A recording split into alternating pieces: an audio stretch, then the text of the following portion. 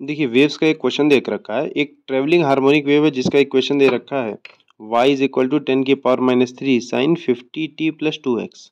X और y metre में t time second में दे रखा है। Which of the following is the correct statement about the wave. Wave के अबाउट में करेक्ट स्टेटमेंट पूछा है। देखिए हमसे हर एक ऑप्शन में वेव के बारे में पूछा है, किस डायरेक्शन में जा रही है और उसकी स्पीड क्या है, हर एक क्वेश्चन में यही पूछा है। तो मैं आपको एक सिंपल सा पहले वेव इक्वेशन लिख करके बता देता हूँ। y is equal to suppose a sine omega t plus minus k x, एक जनरल वेव है।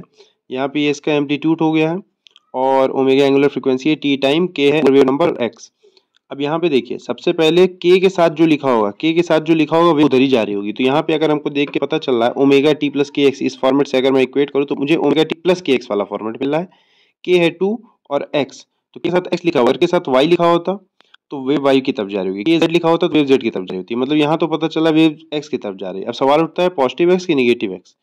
तो ध्यान से देखिए, अगर ओमेगा टी और के एक्स दोनों का साइन सेम है तो वेव जा रही है नेगेटिव एक्स एक्सिस में।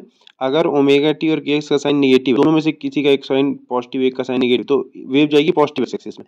तो यहाँ पे हमको दिख रहा है ओमेगा भी पॉजिटिव है, के भी पॉजिटिव है, मतलब दोनों का साइन सेम, मतलब wave is going in negative x direction. जैसे ही पता चला मुझे wave is going negative x direction में, ऑप्शन सेकंड और थर्ड नहीं लगाऊंगा।